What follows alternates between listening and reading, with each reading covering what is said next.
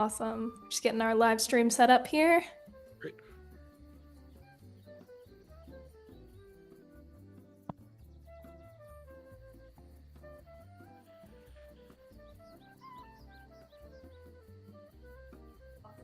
Just getting our live stream set up.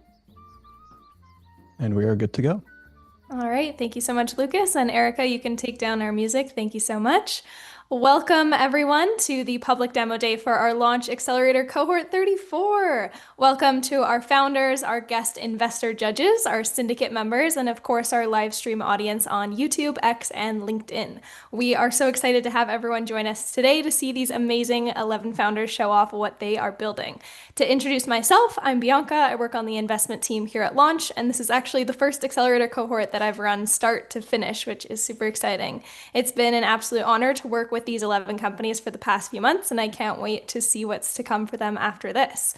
For those of you new to this, the format is our founders will pitch for exactly 2 minutes, we time them, and then I'll take a question from our guest investor judges for each founder. At the end, I'll ask our judges to give us their top 3 of the 11 companies, and we'll also ask our syndicate members who have joined us to vote in a poll for their top company. Before we get started, I just want to take a moment to thank our partners for the Accelerator, Fenwick & West, Google Cloud, and Silicon Valley Bank. We really love working with all of you. To kick us off, I'd love for our 3 guest judges to introduce themselves. Thank you so much. We'll start with Paige. Hello, everyone. Nice to see you. My name is Paige Bendorty. I'm the founding partner behind Genius Ventures. We're an early stage firm. I'm based in San Francisco, focused heavily on applied AI. And I will hand it off to JZ. Hey everyone, thanks for having me. I'm John Zaratsky, co-founder and general partner at Character Capital. We support pre-seed and seed founders with capital and our sprint methods, the design sprint and the foundation sprint that we created at Google Ventures and have used with more than 300 companies over the last 15 years. Excited to be here. Thanks. Fantastic. Thank you. And Kate. Hi, I'm so delighted to be here. My name is Kate McAndrew, also here in San Francisco. I've been leading pre-seed rounds since 2012, but started my own firm with a couple of partners called Baukunst in 2022. We raised a $100 million debut fund to lead pre-seed rounds at the frontiers of technology and design. So check size in the $1 to $2 million range, and love meeting early companies. So psyched to be here to hear everyone's stories. Fantastic. Thank you all for being here. And without further ado, we'll have our first founder come up. We have Camillo at iTruckr. Can we hear you? Hey guys, give me just 1 second. I'm gonna share my right. screen. We can hear you. And so thanks that's good everybody news. for coming. It's Jason. I am so thrilled. You did a great job, Bianca, on your first cohort. And these companies are incredibly strong. All of them have some level of product market fit and customers, and they're well on their way. This is the 34th cohort we've done. We usually keep it to 7 companies, but we've had so many strong companies coming out of Founder University, which is our pre-accelerator, where people find co-founders and refine their prototypes into an actual business and incorporate, start that journey that we find ourselves with needing to accept more than 7. So it'll be probably a dozen or so going forward. They have 2 minutes each, which is a very short period of time. I think it's twice what Y Combinator does. I think they do a minute and people just come up and scream the name of their company and maybe do 1 or 2 slides. Here you got 2 minutes, which is really hard, but it's meant to be the trailer of a startup. So if you're an investor, you're welcome to contact these companies directly and just set up a meeting, and I'm sure they would love to hear from you. Fantastic. Thank you so much, Jason. And our first founder is Camillo at iTruckr. I'll count you in. 3, 2, go. Hi everyone, my name is Camilo and I'm the CEO and co-founder of iTruckr. At iTruckr, we are building AI workers for fleets. So meet Maya. She's one of the dispatchers at a trucking company, and by 9 a.m. her phone is already blowing up. Drivers texting her for pickup numbers, brokers asking for paperwork, warehouses calling to confirm ETAs. Maya is handling nonstop emails, WhatsApp chats, texts, and calls. And that's the reality for most fleets today. And I went through the same thing. I started as a truck driver and later ran my own fleet. As we added trucks, the calls and messages piled fast and kept us from growing. That's why we built iTruckr. Watch how Maya coordinates with the AI agent the next load for one of her trucks. The agent scans the boards, makes multiple phone calls at the same time, books the load, and in seconds texts the driver every detail of his next load. So what used to be 60 calls and 4 hours per day to dispatch a fleet of trucks is now done in minutes. Trucking loses around 60 billion every year to simple data entry and scheduling errors, and dispatchers like Maya waste 40% of their day on calls, emails, and copy-paste busy work. Across the US, there are 2 million trucking companies. At our price point, roughly $2,000 a month, that's a 48 billion revenue pool. We charge fleets between $1,800 to $4,000 per month on a 12-month contract. And since launching in January, we have taken MRR from $28,000 to $69,000 last month. I'm Camilo, the CEO, a fleet owner who spent the last 5 years building businesses in logistics. I hold a bachelor's in business and have completed the founder programs at Antler and Endeavor.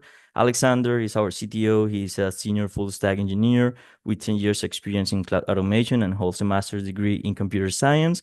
And Carolina is our CMO. She's a graphic designer with 9 years of experience in branding and UX and UI. And she just completed the Stanford LBAM program last month. Thank you so much, and we are iTruckr.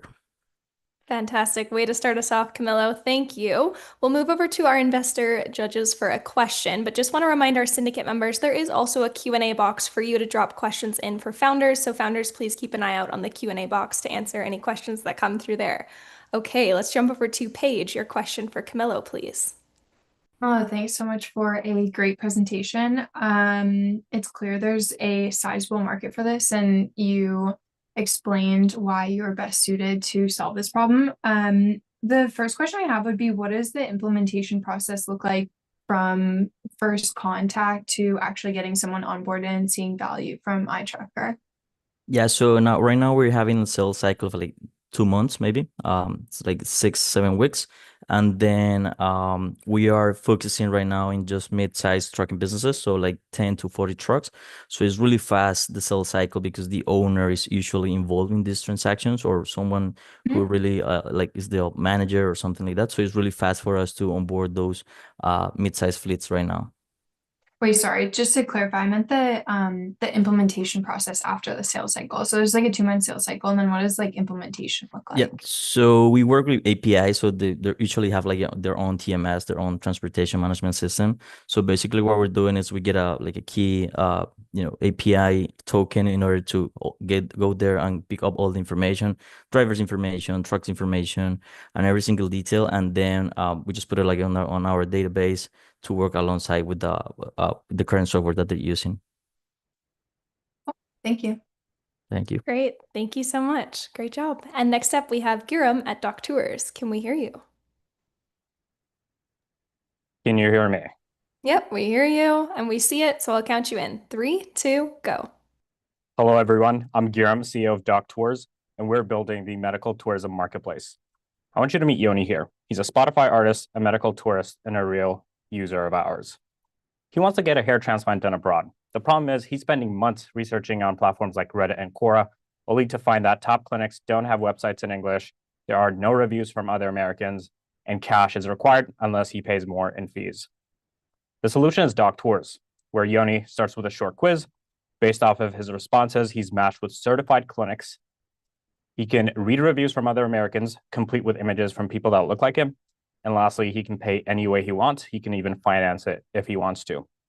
Like Yoni, there's 1.4 million medical tourists today, up from 340K pre-COVID. If we zoom into our beachhead market of hair transplants, the data paints an even better picture.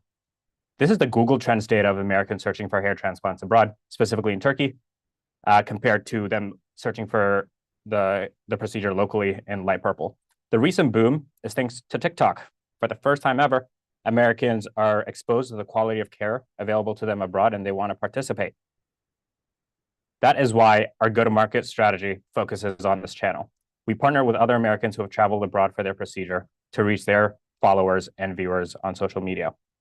Our single channel strategy has earned us 1,800 booking requests in the last 6 months, which amounts to a pipeline revenue of 1.9 million. We doubled sales in Q2 compared to Q1 and are on track to double again this quarter. To put that in perspective, one person every 5 days gets their hair back thanks to DocTours. Our business model is charging clinics a 30% fee on bookings, and we sell medication to our returning customers, supplementing our one-time booking fee with recurring revenue. Hair transplants are just our big beachhead market. Over the next few years, we'll be launching IVF, dental, cosmetic surgery, etc., making our way to the massive $430 billion elective procedure market. Building this is myself and my co-founder, Maurice. We're both two-time founders, ex-FANG engineers, and lifelong medical tourists ourselves. Thanks for listening. Again, I'm Giram, CEO of DocTours. We are building the medical tourism marketplace. Fantastic. Thank you so much, Giram. And we'll flip over to our investors. John, your question for Giram, please. Hey, Giram, thanks for the presentation. I love companies like this that are providing better access to areas where there's already existing demand. So you don't have to convince something to want people to want something that they don't already want. What are the signals that you are going to look for as you expand from hair to IVF to other services? What needs to be true in order for you to say, hey, it's time to jump to the next type of medical care? Thanks for the question, John. So there are a few things that we check when picking the next market. The first one is, are Americans already traveling for it? For hair transplants, that answer is very clear. For IVF, it's early days, but it's getting there. The second one is, we don't want Americans to travel abroad and then stay there for over a year. We want procedures that are 2 months or shorter, where the American can come back quickly. And lastly, there needs to be a huge price difference between local and abroad, because if there wasn't, people wouldn't be traveling for it. Does that answer your question? It does, yeah. Amazing. Thank you so much. Great. Thank you so much. And Ben's way ahead of me. Just a reminder to our syndicate members, there is a Q&A box. So if you have questions for the founders, please drop them in there. And founders, keep an eye out on the Q&A box. Ben, can we hear you?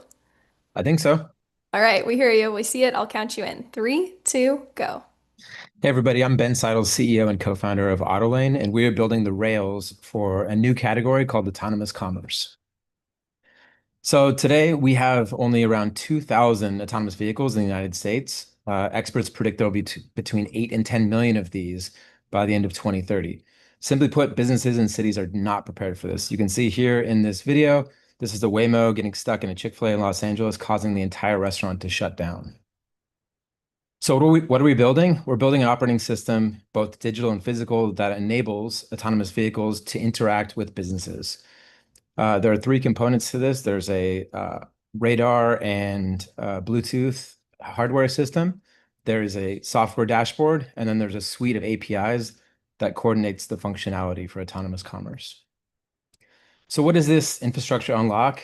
It unlocks for our customers like Simon Property Group, or also Walmart, who we're speaking with, has AV ride-hailing and AV delivery concerns. How do we get these cars to park in the places that they want them to? How do we interact with them? How do we control them?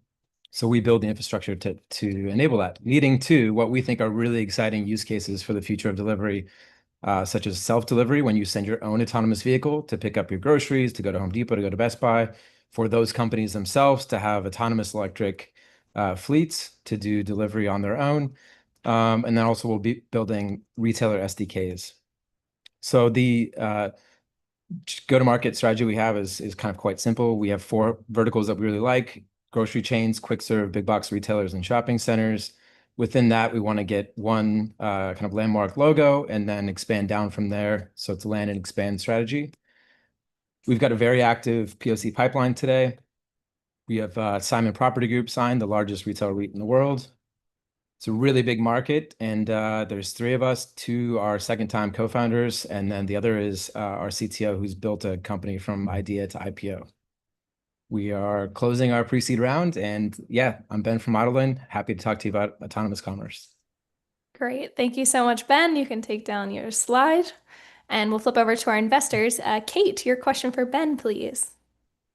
Yeah, I'm curious to understand like relevant density for the network, right? Do you have to sort of start with, let's say, Los Angeles and get a certain amount of density in order to serve customers? Or do you feel like you can start broadly with Walmarts everywhere and roll out in that way? Because I'm curious about the cost of expansion and like relative network density to expansion costs. Yeah, so our expansion strategy is based on where autonomous vehicle density currently is. So Austin, we have a current live beta in Austin, Texas, and as well as San Francisco, California. So we track where AV deployment is taking place, and then we kind of build our network around that so that as those geos become more AV dense, we have the infrastructure to make use of that. I have a bunch more questions, but I think I don't get them in this moment. Awesome. Thank you so much, Kate. We'll have you follow up. Thank you so much. All right. And Jeremy's ahead of me. Can we hear you, Jeremy? Yes, can you hear me? Yeah, we hear you. So we have Jeremy at Air 5. I'll count you in. 3, 2, go. Hey everyone, I'm Jeremy Redmond, co-founder and CEO of Air 5, and we're an AI assistant that automates customer emails so you can focus on getting more customers. We made 355,000 in revenue last quarter and projecting over 1.1 million next quarter. Every small team wants more customers, but finding them is manual, slow, and expensive. Then you have to support them, which is more expense. Take Takeo here. He's a blogger and marketing agency owner. He used our AI agent to dig up leads and close a few customers. But now that he gets overwhelmed with the number of support emails he deals with every day. And he found out what we all know to be true, that customer support email is a pain in the ass. No one likes it, and there is no simple, affordable solution. Enter Air 5. It's trained on your support materials and emails, and it automatically writes your support emails right to you and sends it to them, all in one Unibox. Air 5 can even predict there's an incoming bug ticket, send it to your task manager, and assign a dev to fix it. And you can get started for only $16 a month or $25 using our prepaid usage-based model. We have been profitable since day one and accumulated more than 780,000 in revenue, and we just got going in December. There's a lot of competition in small team support, and we use that competition for market validation. If we see a product that charges too much, we make a simple version of that product and distribute it in a marketing effort we call side product-led growth. We then sell those products into our community, 2,800 of whom have become affiliates who have referred us more than half of our revenue. Repeating this brings inbound opportunities, such as this 4,000 rep company. All we need is 99 more of those to reach 100 million. I've previously scaled a company from 100K check to being an Inc. 500 company as a solo founder, and Kenneth here has led product growth at a public tech company before joining me to found Air 5. Thank you. Fantastic. Thank you so much, Jeremy. You can pull down your screen, and we will flip over to our investors. Paige, your question for Jeremy, please. Jeremy, congrats on all the traction so far. It seems like customers are loving your product. I would love Thanks. to understand. Yeah, of course. I would love to understand, like, after your success of building the Inc. 500 company, like, why was this the idea you were really excited to work on next? Yeah, so we pivoted a couple times, and I think the natural way to build is listening to customers. And in the last company that I started, we were simply doing that, right? In my eyes, losers focus on competitors, winners focus on their customers. And every time that they wanted something, we wanted to take that automation company, that AI automation company, and embed it in smaller tools. So companies like 0 to 50 employees that can't necessarily build their own automation stack, we would embed Task Magic, that's called. We would embed Task Magic inside of each one of those products, enabling them to give free automations to their customers when they use their app. And that's kind of how this naturally came about with Kenneth mentioning to me that he wanted to build a bunch of products and do that. So it really kind of serviced what both our customers wanted and a go-to-market strategy for us all in one. Cool. Great question, by the way. Yeah, of course. I love the side product like growth. I think that's like a really interesting. I love you for loving that. So thank you very much. I really appreciate it. Yeah, of course. Sweet. Thank you so much. And next up, we have Elise at 10x AI. Can we hear you, Elise? Test, test. Hello. All right, there you are, and I see it, so I'll count you in. 3, 2, go. Excellent. Delighted to be here. I'm Elise, CEO and co-founder of 10x AI, a B2B SaaS insurtech protecting homes and their insurability from extreme weather. Because wildfire, floods, and storms are making homes uninsurable, creating a $1.6 trillion insurance gap. And insurers are struggling to underwrite high-risk properties with outdated regional model. In fact, here are some properties from the recent LA wildfires where I live, including some that survived seemingly against all odds. But the reality is, with the right controls, we can lower the exposure to damage. In fact, $1 spent on the right retrofits and controls saves 6 in recovery cost. For example, Class A roof lowers risk by 6 times. So that's where we come in. We provide end-to-end risk management for insurers that plugs directly into their underwriting process and is 80% more efficient than the process they use to assess properties today. We allow them to assess and reduce property level risk. And so here's how it works for an insurer. They would identify a property they want to underwrite. We could collect images in one of 3 ways. The homeowner or an inspector could collect on a mobile device, or we could send a drone on their behalf. The AI that we have built uses computer vision technology to assess all of the features that you see here, all of their characteristics, and then provide a tailored, specific risk analysis for that property, tailored recommendations for actions that can be taken to reduce risk, vendor recommendations, and even financing options. So now the underwriter can price or approve the policy with confidence and even require the homeowner to take certain actions to keep the home insurable. So we charge insurers enterprise-level annual software licenses based on volume of property assessments. Homeowners would access the product, but are not charged directly through their insurer. Version 1 of our product is live with our first insurer customers lined up and a robust sales pipeline. This is a massive market. We scaled 100 million by selling high-value SaaS licenses across multiple geographies and perils like flood and storm. Lastly, my co-founder Arun and I are both operators that have scaled B2B SaaS InsurTech. I have a bachelor's in forestry and was formerly COO of a fintech, and Arun has a PhD in applied machine learning and has worked in insurance. We're 10x AI. Thank you very much. Awesome. Thank you so much, Elise. And just a reminder to our syndicate members, we do have a Q&A box, so feel free to drop questions in there. And founders, keep an eye out. I believe we have some unanswered questions in there. Awesome. And we will flip over to our investors. John, your question for Elise, please. Thanks for the presentation, Elise. And I have to say, you and your co-founder have one of the best matching set of backgrounds for building a company that I've seen in a while. So really inspiring and exciting. How did you decide to go to market via insurance companies who obviously have strong incentives, but can be very slow to adopt new ways of doing things, especially at this moment when there seems to be a ton of awareness and very real pain, sadly, from extreme weather? Like, why not go to consumers directly? Yeah, it's an excellent question. Thanks, John, and thanks for touching on our product or our founder market fit as well. We decided to go via insurers after many, many months of research and probably 100 conversations with different people in the insurance space. We explored going through property inspectors. We explored going direct to homeowners. We explored going through communities and homeowners associations. And ultimately, where we landed was focusing on carriers right now, because insurers actually are incentivized. There's actually some regulatory tailwinds, which I don't have time to get into in a 2-minute pitch, but they are incentivized. There's a key thing here, which is there's 2 categories of insurers. There's the admitted and non-admitted. So in a longer conversation, I could tell you more about our focus actually on the non-admitted as a first piece, because they're able to move much faster than the admitted, which is also still a target for ours, for ourselves. But yeah, that's how I would tell you how we came to focus on carriers. Thanks for the question. Cool. Thank you very much. Great. Thank you so much. And next up, we're going to have Kev at Streamfog. Can we hear you, Kev? Can you hear me?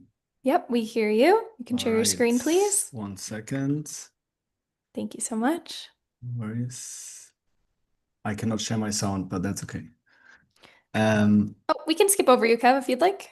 No, that's fine. Hey everyone, my name is Kev. I'm CEO and founder of Streamfog, and I want you to imagine I'm a content creator right now, starting a YouTube video or a Twitch live stream, and suddenly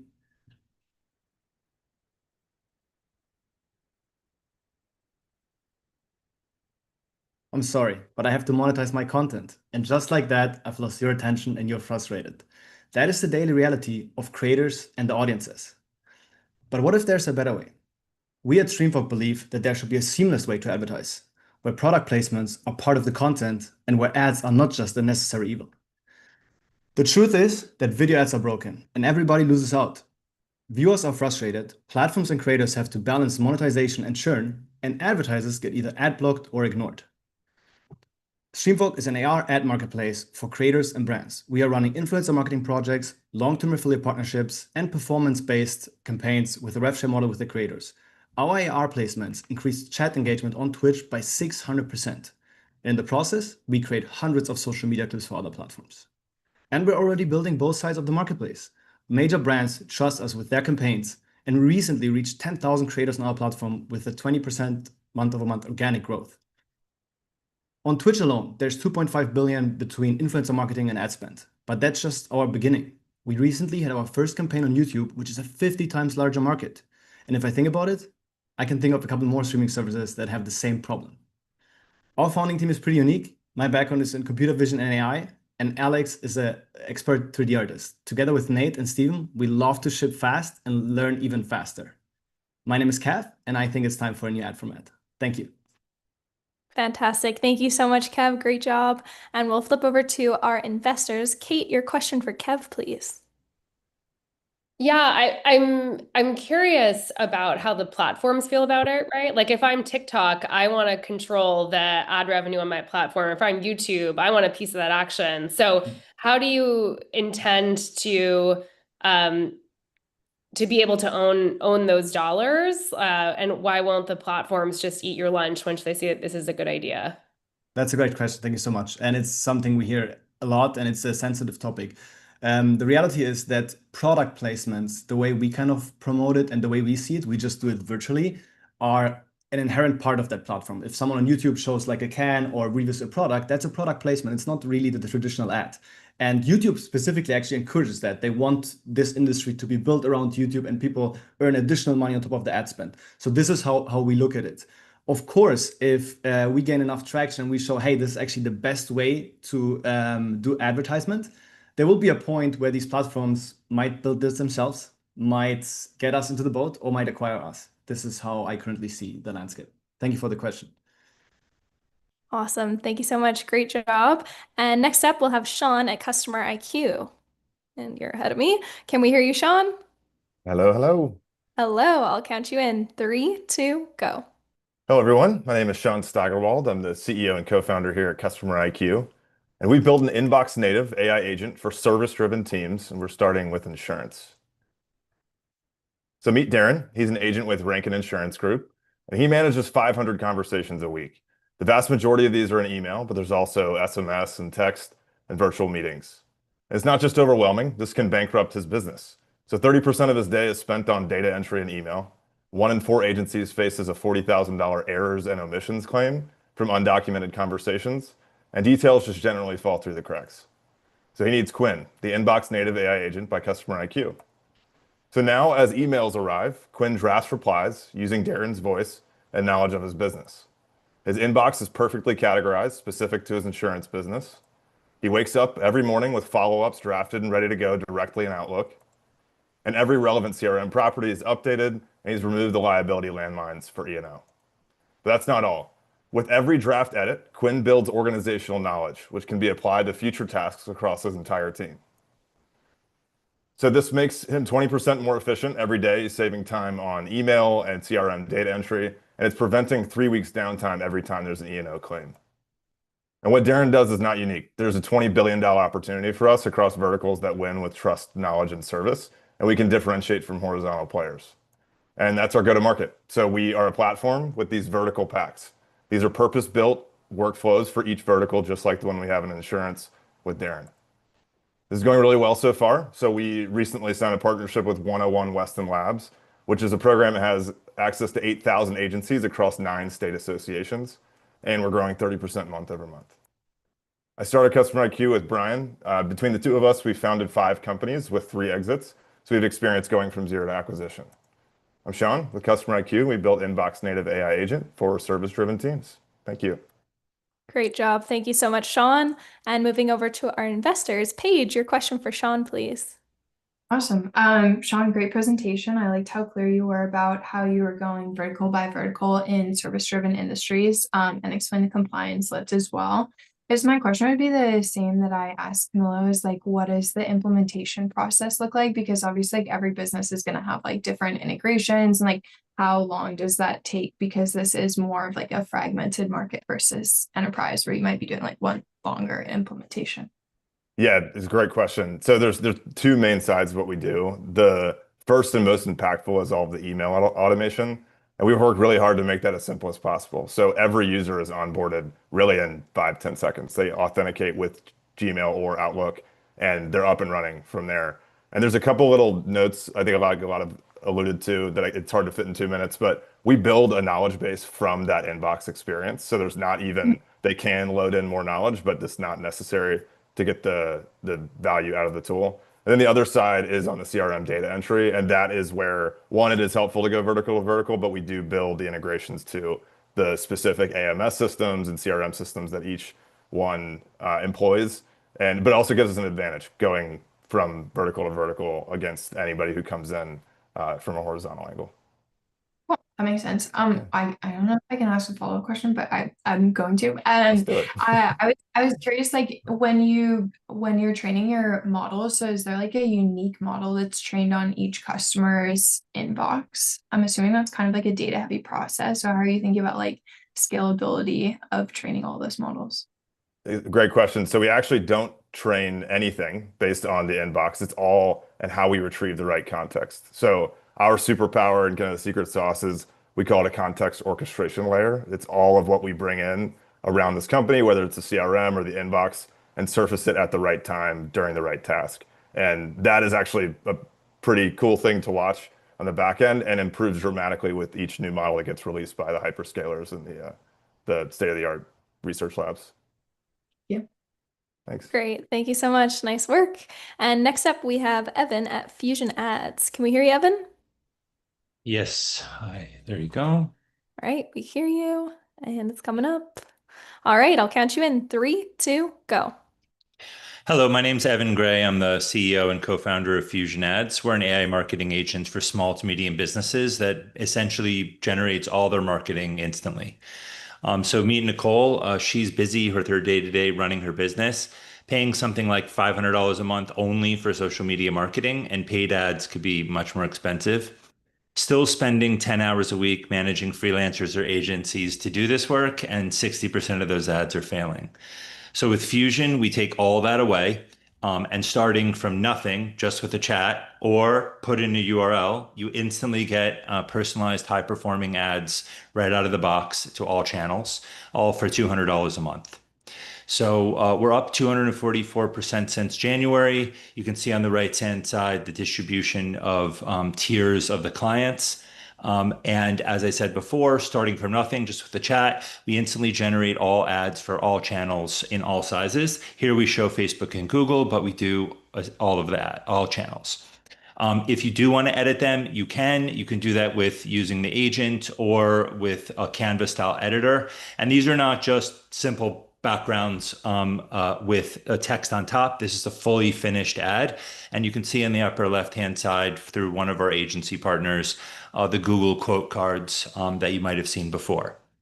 And so some of our secret sauce that we have is, if you see the picture with the cat, we're able to dissect flat JPEGs into all of its corresponding parts and attribute performance data to it. So therefore, we're able to create high performing ad structure in addition to then populating it with the content engine.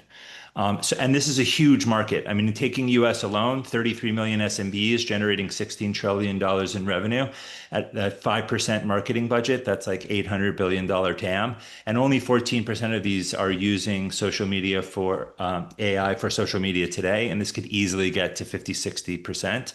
It's a $400 billion SOM. Okay, thank you, Evan. Sorry, 2 minutes is That's hard. okay. We're at Thank you time very there. much. Thank you so much. You can pull down your screen there. Thank you again. And we'll move over to our investors. John, your question for Evan, please.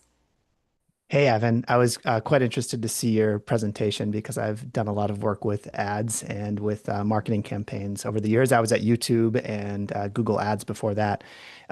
One of the big barriers with software tools like this is not just doing the work, but actually helping customers make better ads. So how do you embody or incorporate best practices into the product? And then what so far have you seen as the impact on return on ad spend for those best practices? So I think you hit the nail on the head. I mean, our intention is not to be a creative design tool. I mean, we had to solve that problem in order to make good ads, and good is subjective, as you know, which is the complicated part of the problem. So really, at the end of the day, for small businesses, they can't or don't want to. It's too much work. The barrier is too high to learn Google ads, Facebook ads, and all those tools. So we really take all that away. And we already have A/B testing built into the tool. And so because we create content structure and content with layered attributed performance data, we can know, should we change the color, the shape, the position, or the words to generate a return on ad spend. So it sounds like you make suggestions for how to improve the ads. No, we just do it. So we generate content and we see what the results are, and the output of the performance results is an input to creating new structure and a new ad. Very cool. Thanks a lot. Great. Thank you so much. And just a reminder to our founders, there are some questions in the Q&A box, so please keep an eye out there. And Rishab at Actuality is way ahead of me. Can we hear you? I think you're on mute.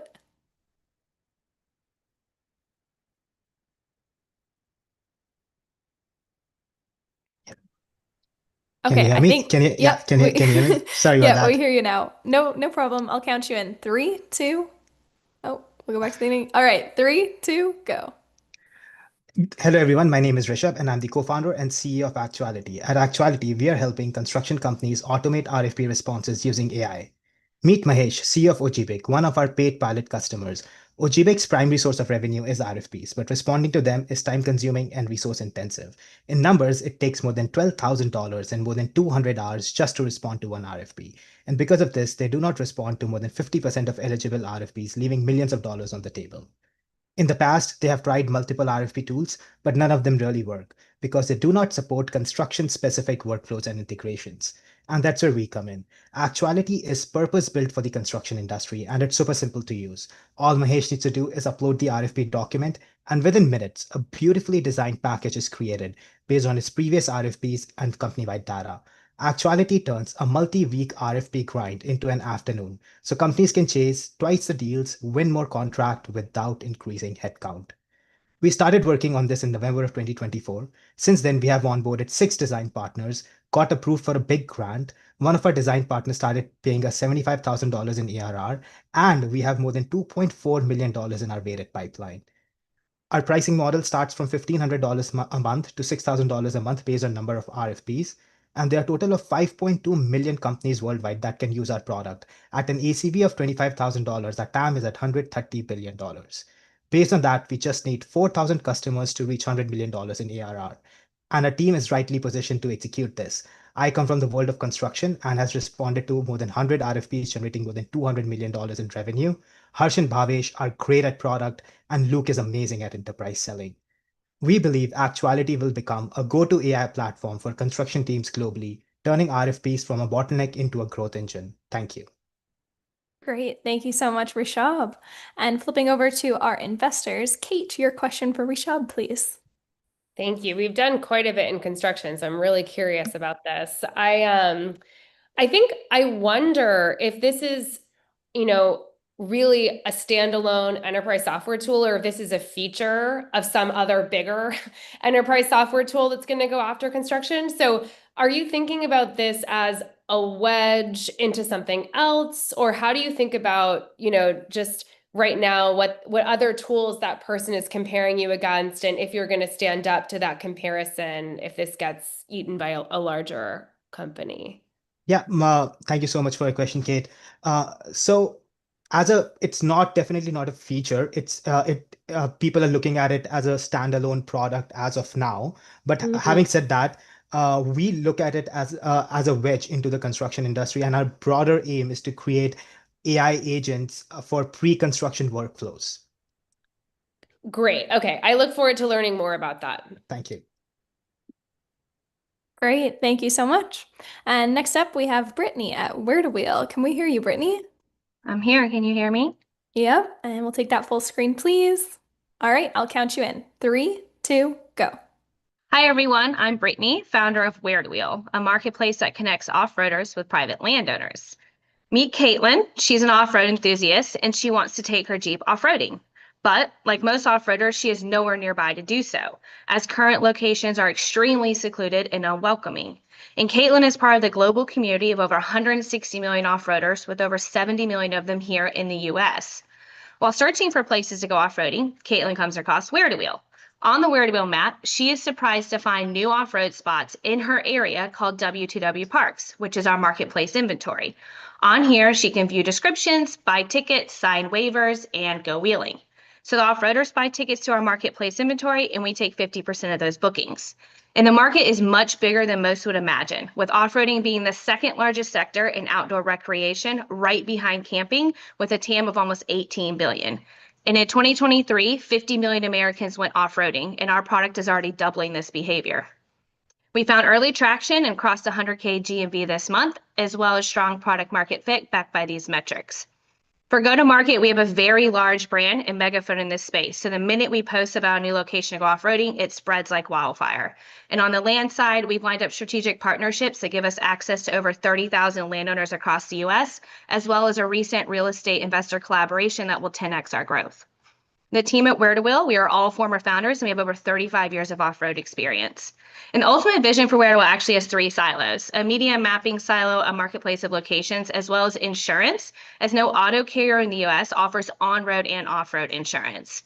And the time is now for this market. There's booming demand. The market's more than doubled in under 10 years. Supply is stagnant and outdated, and we can also leverage agritourism for quick expansion. Thanks for listening. Again, I'm Brittany, founder of Where2Wheel, a marketplace that connects off-roaders with private landowners. Fantastic. Thank you so much, Brittany. Great job. And we'll flip over to our investors. Paige, your question for Brittany, please. Brittany, amazing job with your presentation. Super interesting how you laid out the potential TAM, as it is not a space I'm super familiar with. I guess one of my questions would be like, in the users that you have on the platform, why do people come back, and like, is there a strong example of like a super user, for example, on your platform? Yeah, first off, thank you. I appreciate the question and the kind words. So we do have a lot of super users, and we've served over 3,000 customers. So the reason they keep coming back to us, one, we line up locations that are close to where the population is, right? Like currently you have to drive 6-7 hours away. You have to go camping for the whole weekend. You have to know what you're doing. If you get stuck, you're on your own. But we're kind of a more controlled environment. Our locations are about 45 to 60 minutes from the city, so you can come out for an hour or two and then go back. What we've also done is opened up the beginner market here, right? Because it's close, there's nearby, there's people there that can help them. So we have a lot of beginners that are becoming super users, as well as the experts that are coming back monthly. It's not unusual for us to see someone month over month over month. And as they make modifications to their vehicles, they come out again and then want to test it. I would say it's probably anywhere. I mean, it can be male or female. Jeep or Ford Bronco seems to be the typical vehicles that come out, although we do serve the truck industry as well, that live in a big city that want to just get outdoors and an easy way to get their vehicle off the road in a controlled environment. Well, thank you. Yeah, thanks for the question. Great. Thank you so much. And Brittany was actually our last founder of the day. So great job, founders. This is our cohort. That's LA34. Super proud of all of these companies. Investors, now comes the hard part. I'm going to ask you to give me your top 3 of these 10 companies in backwards order. Please, of course, think of this through the lens of investment. You can say, you know, my number 3 is, my number 2 is, my number 1 is, and you don't have to say why for 3 and 2. But when you get to your number 1, please give us a few words about why you chose them as your number 1. In the meantime, syndicate members would love for you to take our poll that Erica on my team is going to launch. You'll be able to see that on the screen now and pick your number 1. But guest investor judges, please don't let that influence your voting. So no looking. And I'll do a quick recap of our companies that you saw today. iTruckr is an AI platform for trucking companies to manage their communications. DocTours is a marketplace connecting Americans with global hair transplant clinics. Autolane is an autonomous delivery platform. Air5 helps small teams get and retain customers with AI automation. 10x AI protects residential property and its insurability for extreme weather, starting with wildfire.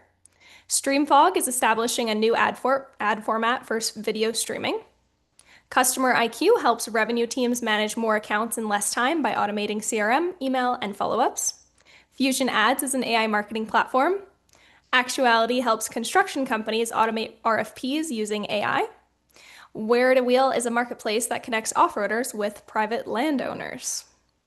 All right. Hopefully, I've given you enough time for your voting, judges, and please Just don't look at that poll. great job on the presentations to our founders. Also fascinating. Two of these founders, I believe, are second-time founders with our fund, and we love backing second-time founders. We find sometimes the magic happens the second or third time up at bat. So certainly, it was that way for a couple of our friends, Elon and Travis from Uber. Yeah, so that's always a good sign. Massive capital efficiency is one of the trends we're seeing. People doing more with less, 2, 3, 4-person companies getting to 10 to 50K in monthly revenue is extraordinary. Getting products to market with less than 5 people, absolutely amazing what we're seeing in the field. And so many more companies being created. Right now, we're having some weeks we get 500, 1,000 applications. We can't even get through them all.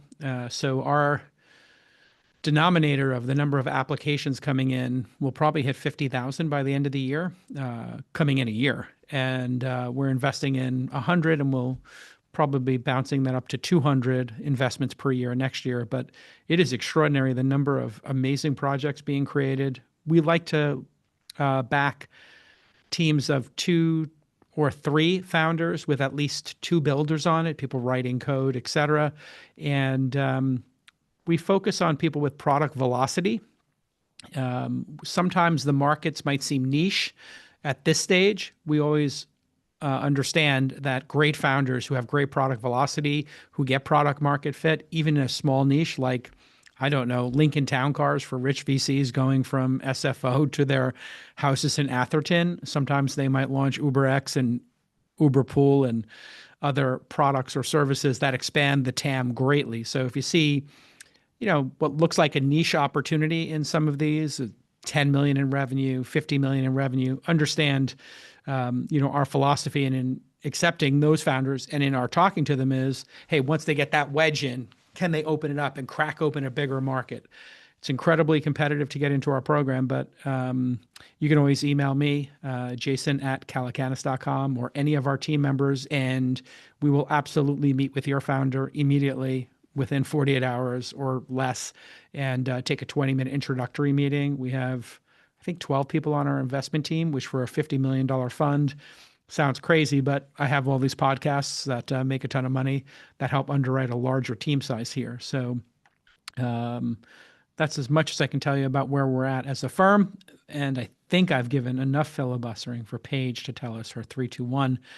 You're 3 and 2, just say the names of the company. But for number 1, you can be effusive in your praise, Paige. We do that to create a competitive spirit here in our accelerator and make founders incredibly frustrated when they don't get the number 1 slot.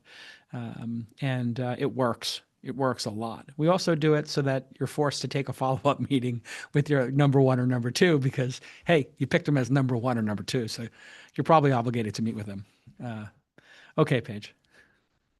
Thank you so much. That was an excellent filibuster. And Jason, it's incredible the program that you've created here, and it's been great getting to the launch team. From my end, in order of 3, 2, 1, 10x was number 3, 2 was iTruckr, and 3 was Actuality. And what I loved about Actuality is that they focus on a specific mission critical workflow in a vertical.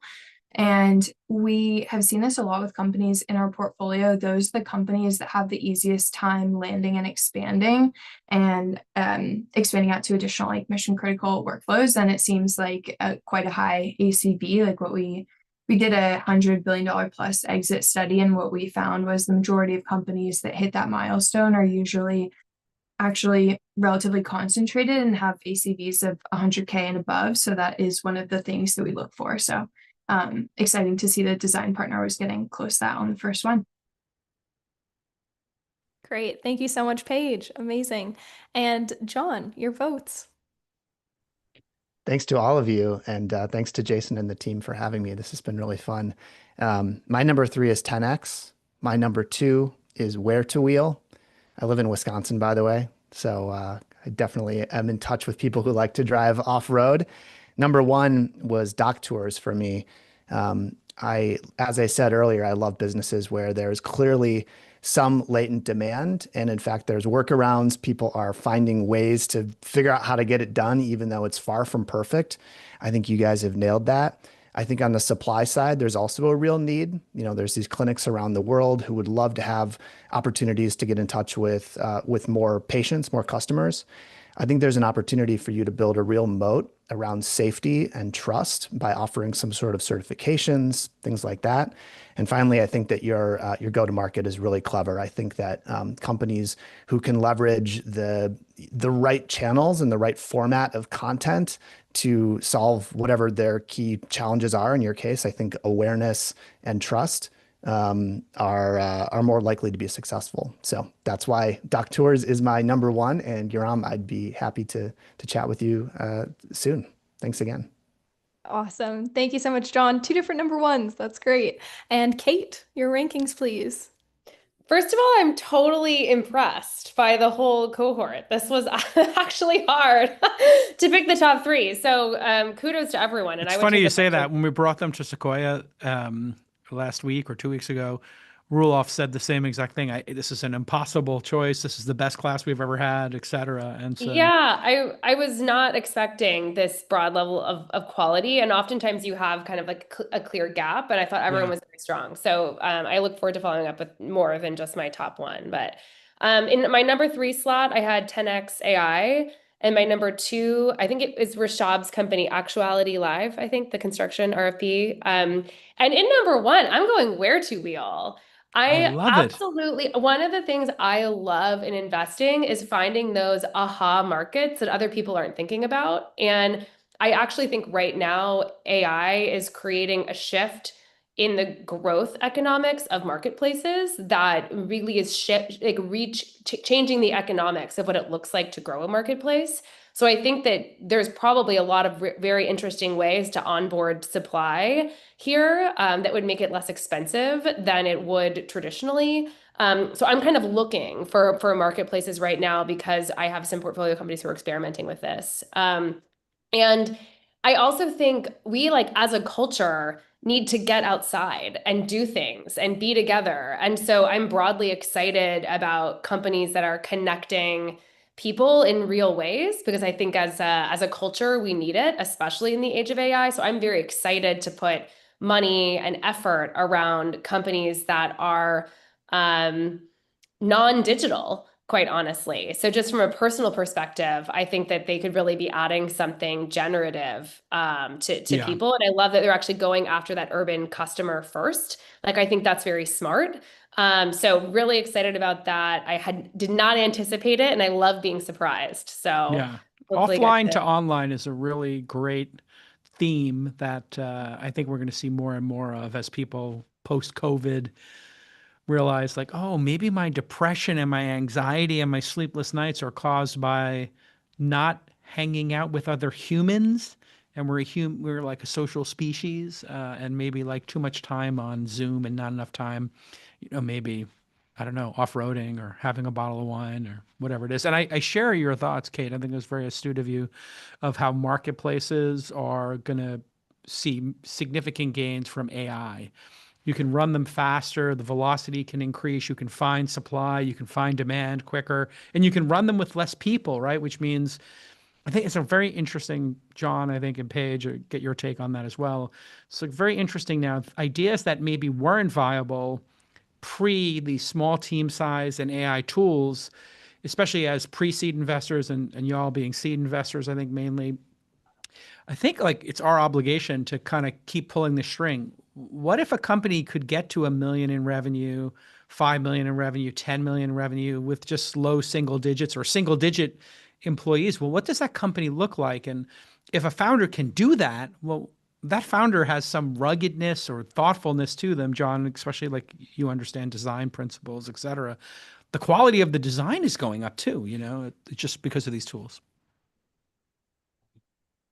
John, if you want to comment on it, you can. Yeah, thanks.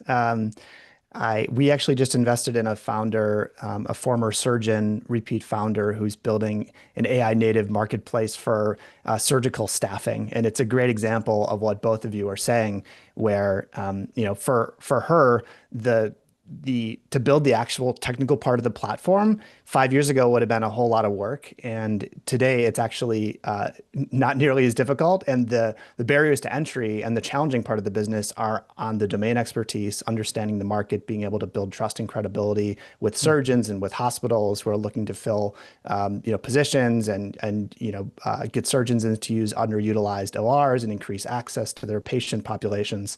And so I think, yeah, if you can find these businesses where the hard part is really understanding the market and having insights on what customers care about, and then you can pair that with the ability to build something much more quickly that could never be done before, I think it just opens up a new set of opportunities that really weren't software addressable until recently. Paige, any closing thoughts there on this new world? Being one of these new funds attacking it. Yeah. No, I know. I think the marketplace angle is like really interesting. And also one of the things I thought was interesting about Brittany's pitch specifically is your take rate is like much higher than other marketplaces. So like one of the common pushbacks that investors, specifically who are generalists who like don't only do marketplaces, is like the margin isn't that high. But if you're taking 50% margins, that's like quite high in a market that you're opening up. So I think that'll be really interesting. And with like customer support AI agents, like a lot of the, if you have a lot of people in the marketplace, you're going to have like a lot of questions on like, where can I go and where is next to me? And does the discoverability end up coming from like an agentic chat or something? So it's exciting. I don't know. I feel like it has never been a more exciting time to be an early stage investor. So how lucky are we? Yeah, really appreciate all these great presentations today. Awesome. Amazing. Thank you so much. Great job, All everybody. right. And if you, John, Kate, Paige, have a great company, just email me. We'll meet with them immediately. We have two ways to invest here. We have our fund, which is pre-seed, year zero, and sometimes seed. But we also have the syndicate.com, which has 11,000 members. 4,000 of them have done an investment. We've done 300 SPVs, so we can fill in 250 to $1 million from that group, and we put a small investment from our fund and balloon up there. And sometimes that's really accretive, especially when there's a bunch of smaller checks that want to get in, but you don't want them to have sub 25, sub 50K checks, and you want to bundle them all together in a syndicate. Okay. Great job, everybody. And we'll see you next time. We're just going to do our scoring really quick. Sorry, Jason. Oh, sorry. This is for the end of the year scoring? Yes, we've got a couple announcements to make. So let's do that. We're going to flip over to Erica on our team. 3 things we're going to announce. She's going to tell us the score from our judges today, the poll from our syndicate members today, and then overall the score from our entire cohort. We actually have them do this pitching every single week. So we are going to announce that as well. So without further ado, Erica, tell us how we did.